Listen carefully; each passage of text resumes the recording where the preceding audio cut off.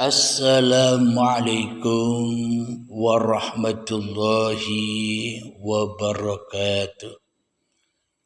Bismillahirrahmanirrahim.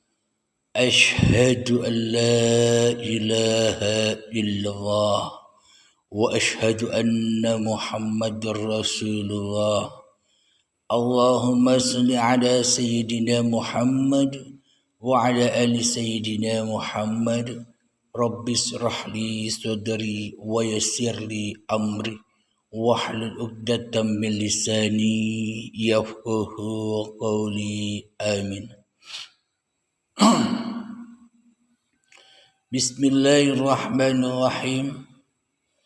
Salam hormatku, salam kasih dan sayangku buat para sahabat-sahabatku tercinta, baik yang ada di dalam ataupun yang ada di luar negeri. Dan semoga saya dan kita semua senantiasa selalu dan selalu di dalam lindungan Allah Subhanahu wa taala. Amin ya rabbal alamin.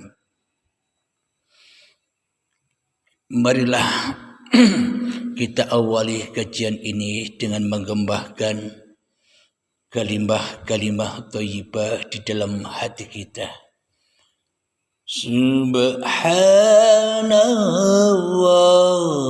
walhamdulillah wa la ilaha illallah wallahu akbar wa la hawla wa la quwwata illa billahil aliyyil azim. Sadaqallahul azim. Di subuh yang indah ini,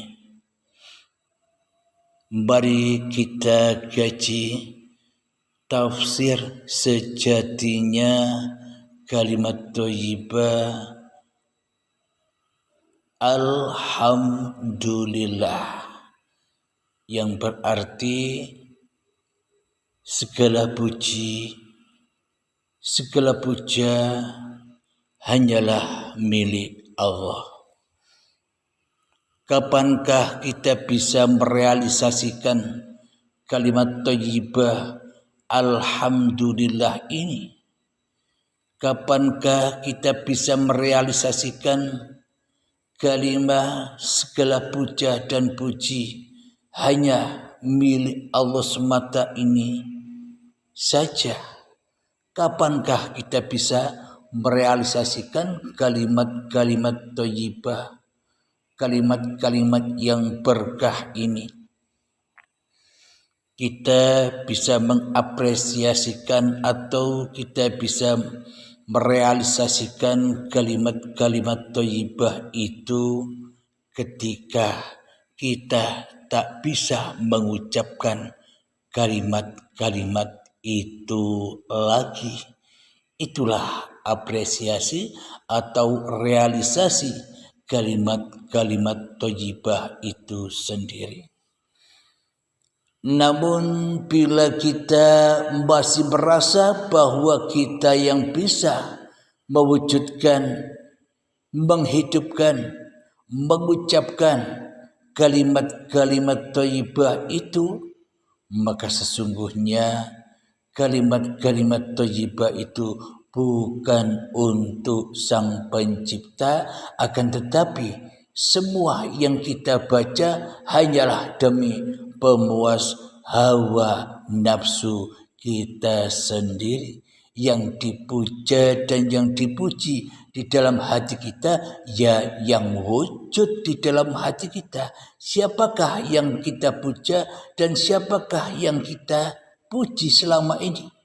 Tak lain dan tak bukan, dialah hawa nafsu kita sendiri yang haus akan puja dan puji, hawa nafsu kita sendiri yang haus kebanggaan dan kemuliaan di sisi manusia.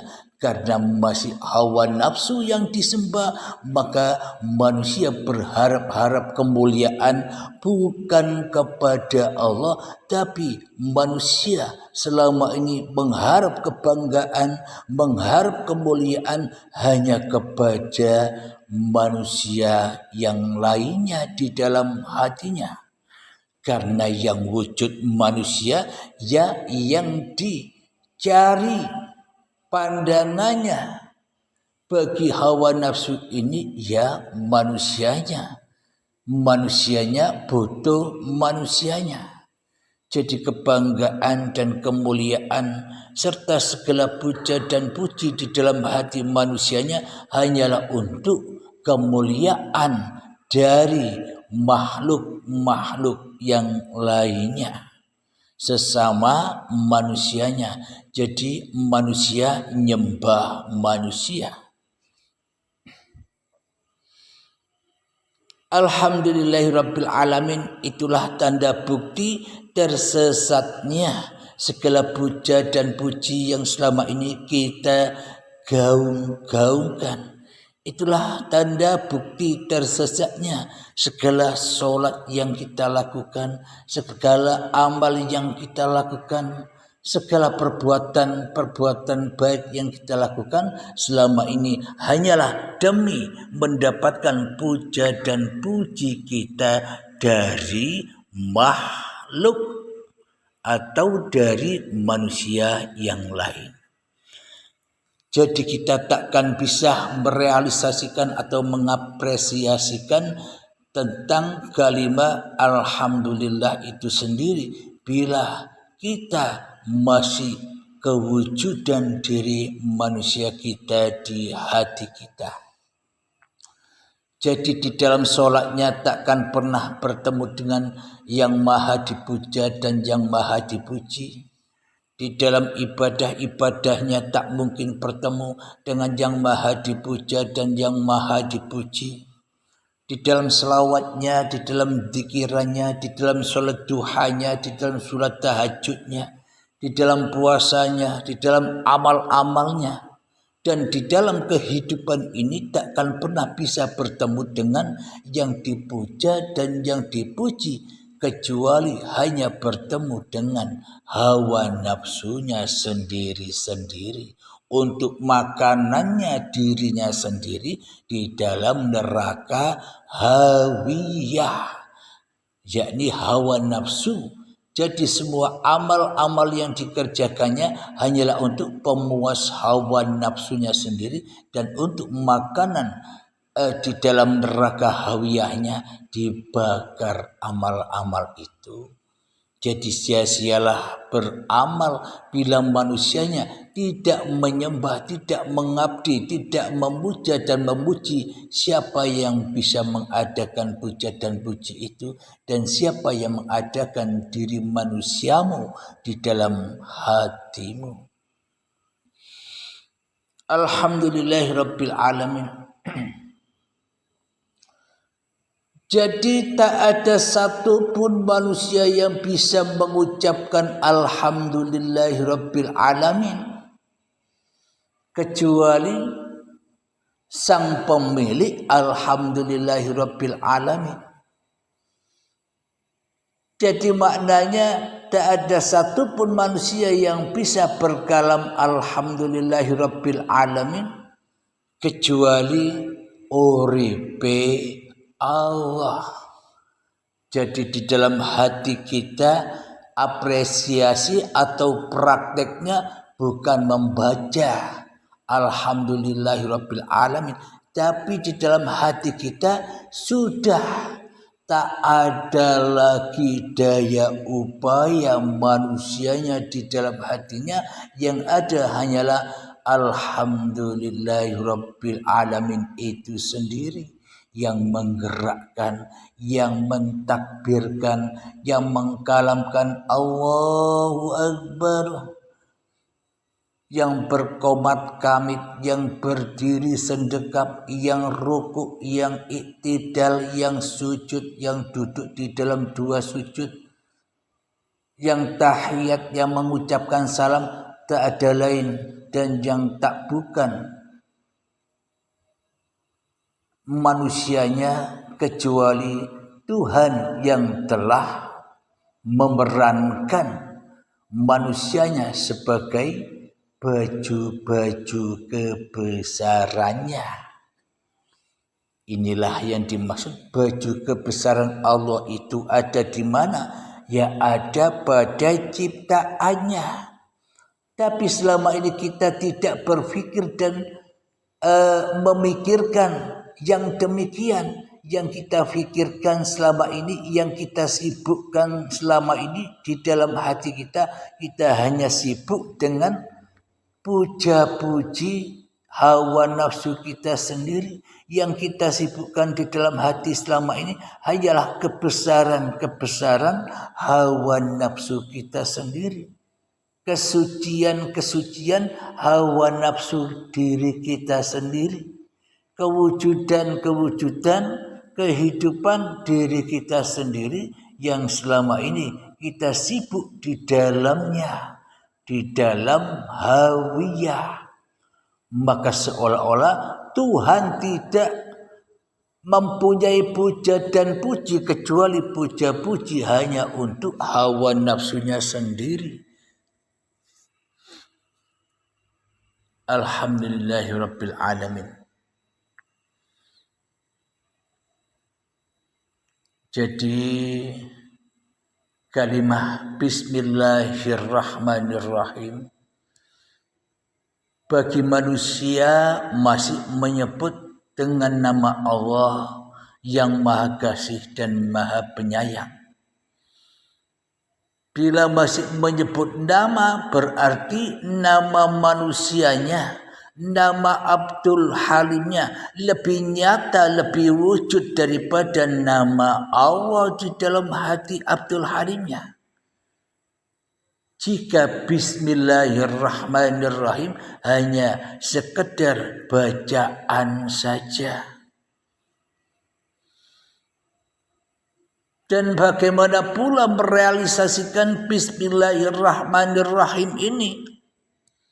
Ya, nama Abdul Halimnya ya harus dihapus di dalam hati kita. Nama diri manusia kita ya harus dilenyapkan, dibinasakan di dalam hati kita. Supaya apa? Supaya tidak Bismillahirrahmanirrahim lagi, melainkan Bidzatillahirrahmanirrahim, dengan zatnya yang maha kasih dan sayang. Jadi dengan uripe Allah lah yang maha kasih dan maha penyayang. Karena kita selama ini di dalam hati kita hanyalah nyebut hanya nama Tuhan saja, nama Allah saja, nama Allah saja yang kita kenal, nama Bapa saja yang kita kenal, nama Romo saja yang kita kenal, nama Gusti saja yang kita kenal, maka selamanya kita terhijab dari nama itu kepada siapa yang punya nama. Jadi siapakah yang punya nama atas semua yang wujud-wujud di alam semesta ini? Meskipun banyak biliunan nama yang ada di dalam dunia ini, maka semuanya tak berarti bila tak ada Bidzatillahirrahmanirrahim. Bila tak ada uripe Allah, maka tak berlakulah nama-nama biliunan yang ada di dunia ini. Apalagi nama kita. Ketika nama kita masih wujud, ketika nama kita masih kita puja dan puji, maka wujud-wujud biliunan nama yang kita lihat, wujud-wujud biliunan nama yang kita saksikan di dunia ini semua di dalam kepalsuan. Kenapa? Karena yang ada di dalam hati kita selama ini nama yang palsu, nama yang tidak sejati.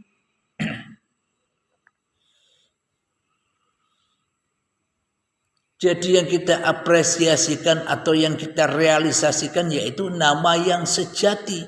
Al-insanu syirri wa ana syirruhu. Manusia adalah rahasia dan akulah yang merahasiai manusia. Maka terrealisasilah puja dan puji itu. Maka terrealisasilah bidzatillahirrahmanirrahim. Selama ini seolah-olah kitalah yang punya sifat kasih. Seolah-olah kitalah yang punya sifat sayang.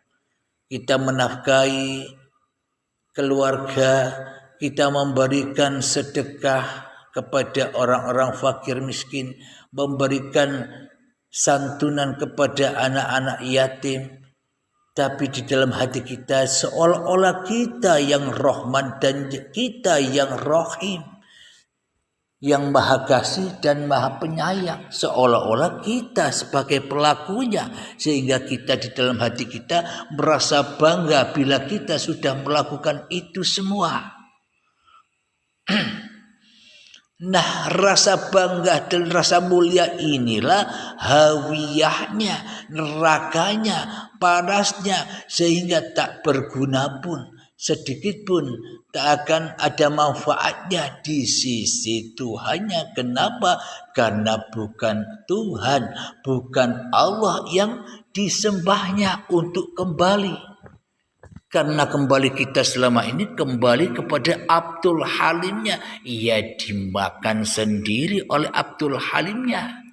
Segala ibadah, segala sholat, segala apapun yang kita lakukan, bila demi Abdul Halim yang di dalam dirinya, pasti ia dimakan, diaku-akui oleh Abdul Halimnya. Dan selamanya tak akan pernah bisa lillahi ta'ala. Kenapa? Karena yang ada di dalam hati Abdul Halimnya hanyalah linafsi Abdul Halim itu sendiri. Maka Abdul Halim inilah yang wajib dibaiat.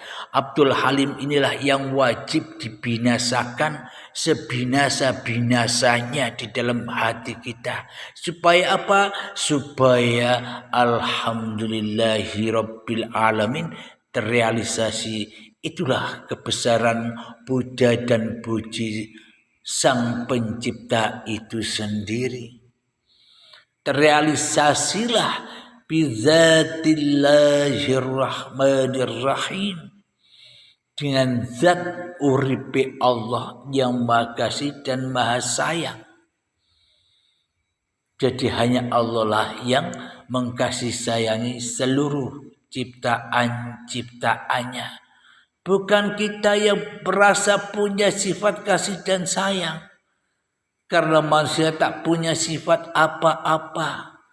Jangankan manusia punya sifat apa-apa, wujud saja manusia tak punya, apalagi hidup, apalagi sifat-sifat itu semua.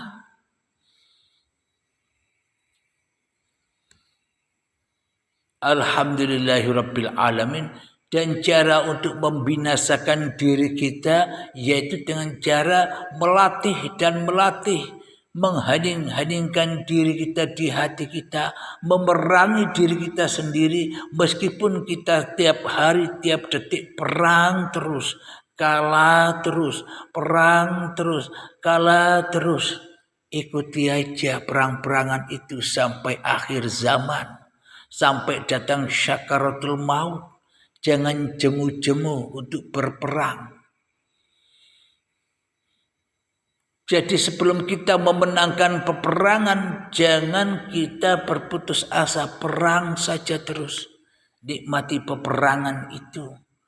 Karena tujuan kita manusia diciptakan oleh Allah di dunia ini hanyalah untuk haulahu linuriyahu min ayatina, supaya kita bisa menyaksikan, melihat tanda-tanda kebesaran ayat-ayatnya Allah.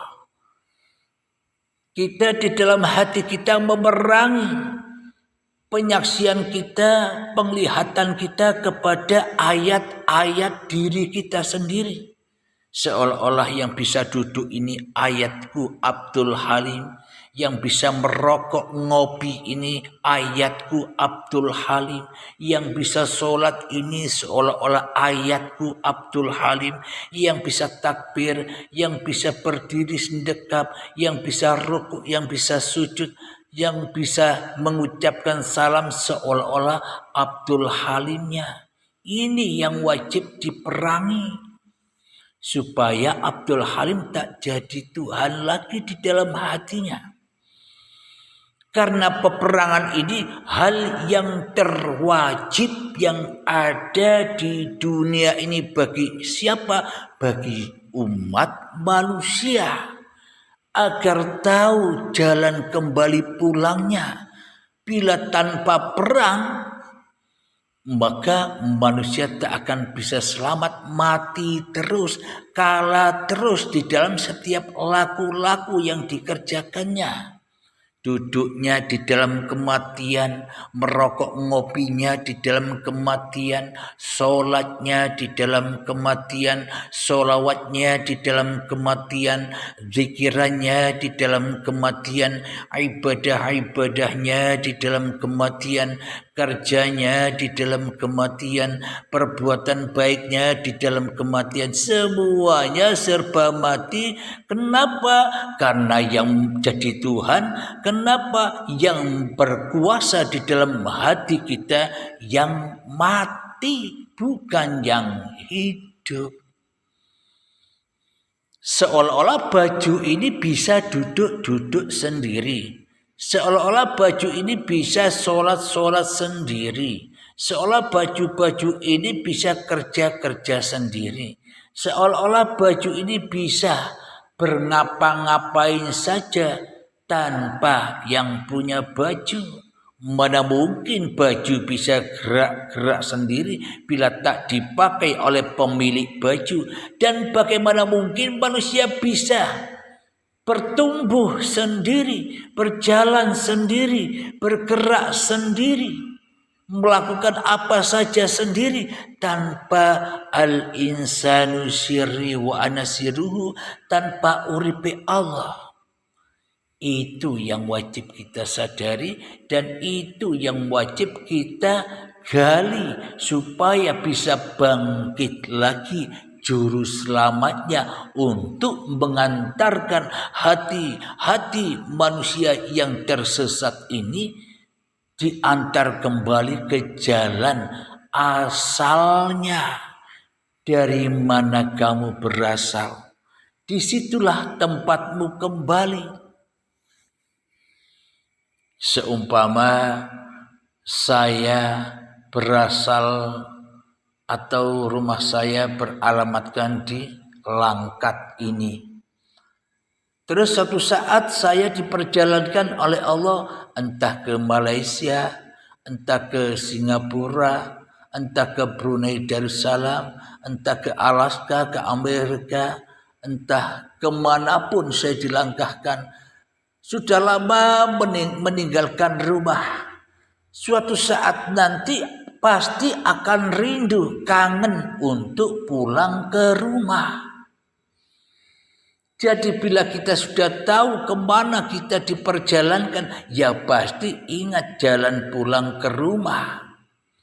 Namun bila kita terlena di dalam sebuah perjalanan, maka selamanya kita tak akan pernah ingat pulang rumah.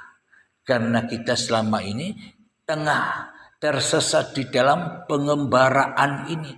Banyak terlena dengan apa-apa yang kita temui di perjalanan sehingga kita lupa akan jalan pulang dan seolah-olah kita tidak mau pulang, ingin ngembara terus. Akhirnya suatu saat ajal menjemput, syakaratul maut menjemput, maka dumadaan terbelalaklah mata kita. Di dunia ini disuruh, diperintah untuk memerangi hawa nafsunya, kok malah memelihara, kok malah membanggakan hawa nafsunya, maka ia akan tersesat jalan dari Tuhannya. Alhamdulillahirabbil alamin. Semoga saya khususnya dan semoga kita semua senantiasa dibimbing, senantiasa selalu di dalam genggaman uripe Allah Subhanahu wa ta'ala. Amin ya rabbal alamin. Ingat, tugas-tugas kita hanyalah perang, dan perang mengusir penjajah-penjajah diri kita, mengusir yang tak berhak memakai baju kebesaran Allah ini, mengusir yang tak berhak berkuasa atas badan dan apa yang dilakukan badan ini. Supaya apa? Supaya semuanya bisa lillahi ta'ala. Amin ya rabbal alamin. Sebelum kita akhiri, marilah kita gemahkan salawat dolimin daf'ul bala. Allahumma shalli ala sayyidina Muhammad wa ashghili zalimin bizzalimin.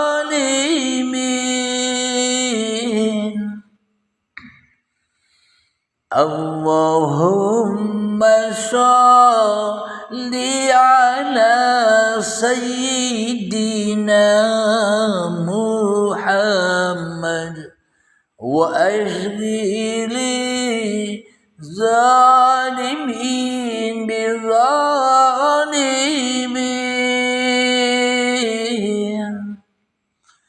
wa akhrijna min bainihim salimin